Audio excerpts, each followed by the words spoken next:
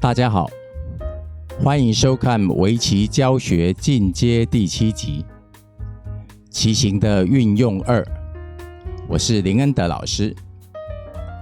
今天我继续介绍一些棋形的运用。这个盘面左上角轮到黑棋下，黑棋假如去下别的地方，例如黑1下在别处，那么白2冲，黑3逃，白4断，黑5逃，白6叫吃，黑7立下，白8也立下，黑棋无子必死。所以黑棋这里不能手拔。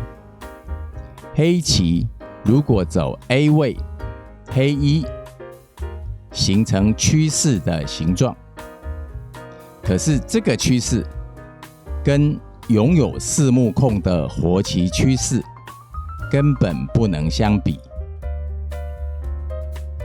白2跳，一方面可以围控，一方面保持对黑4子的压力，黑棋不好。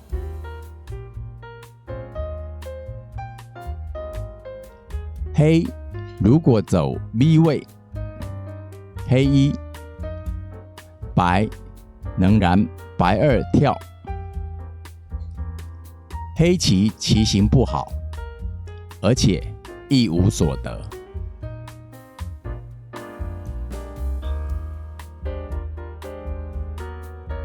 黑棋如果走 C 位双，是常见的连接手法，但白2围地兼夹攻，黑棋仍然不好。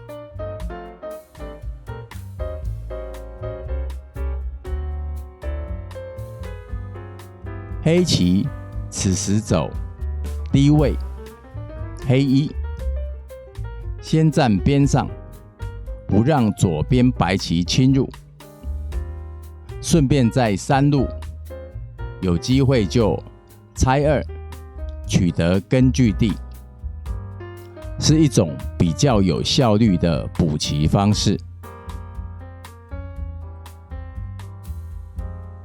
现在来看右下角，上一手白棋下了白3角子断，白棋3角子是为了要声东击西，主要是牺牲这颗白子而攻击角上2黑子。此时黑棋不能直接走 A 位，黑1叫吃，否则白2反叫吃，角上2黑子就死了。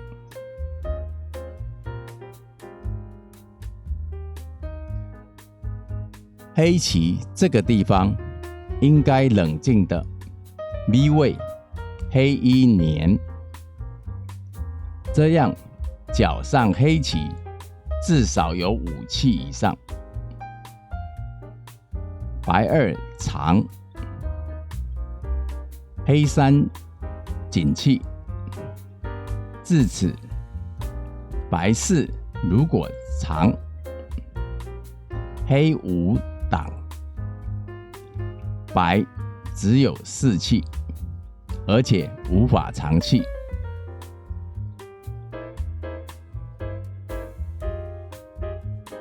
如果白4跳，则黑5挖，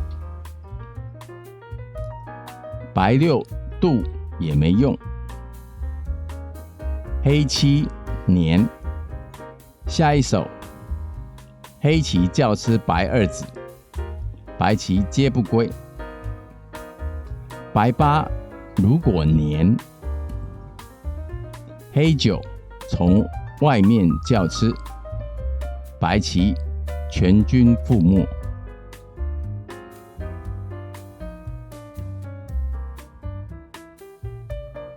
第二个盘面，左上角黑棋先走，黑三角子不适合逃，否则会被白棋攻击取利，但是白被吃掉也不好。此时黑棋应该想怎么运用这颗子的剩余价值。黑棋此时如果 A 位，黑一冲，白二长，黑三再叫吃，白四，黑五，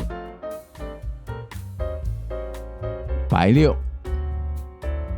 至此，黑棋冲破白棋的封锁，但白棋的外势也很强，双方都是有实控又有外势的强棋。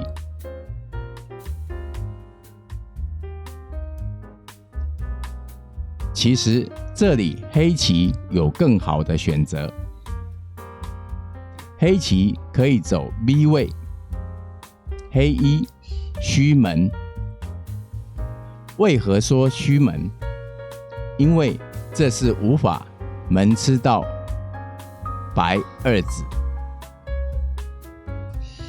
接着白二拐，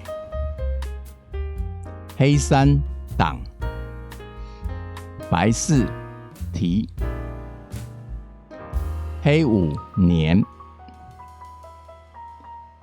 白六也粘，黑七扳成为虎口。跟上一个变化相比，白棋少了一个眼，黑棋同样冲破白棋的封锁，且对白一子造成很大的威胁，黑棋更好。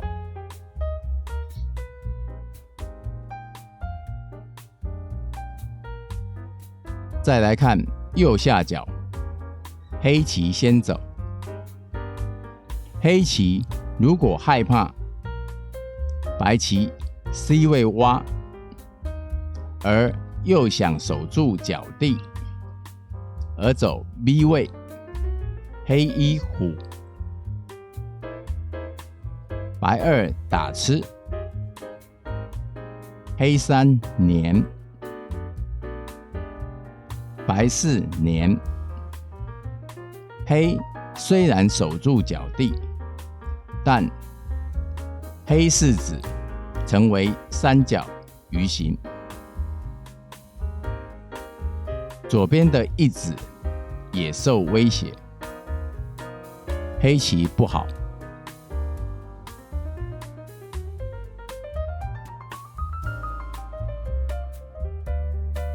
黑棋如果走 C 位，黑一粘，白二粘，黑一子能受威胁，而且之后白棋还有小飞侵入角的手段，黑棋失败。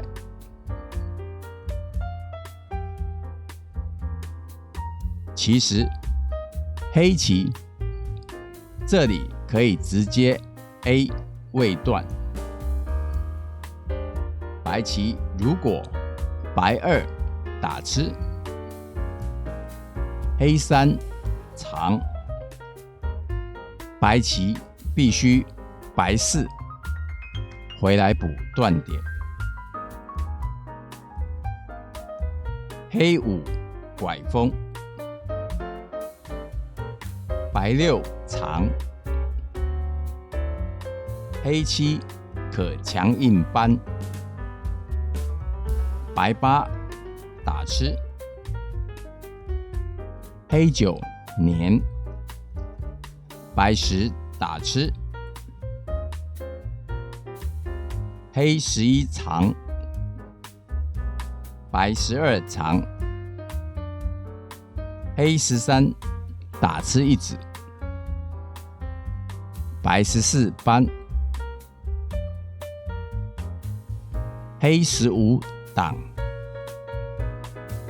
白16虎，后手做活。黑棋得道先手，封住白棋，且外势强。当黑9年时，白10如果不从下方打吃，而从右方打吃的话，黑11立下。此时白12如右挡，黑13左拐，白三角形4子已死。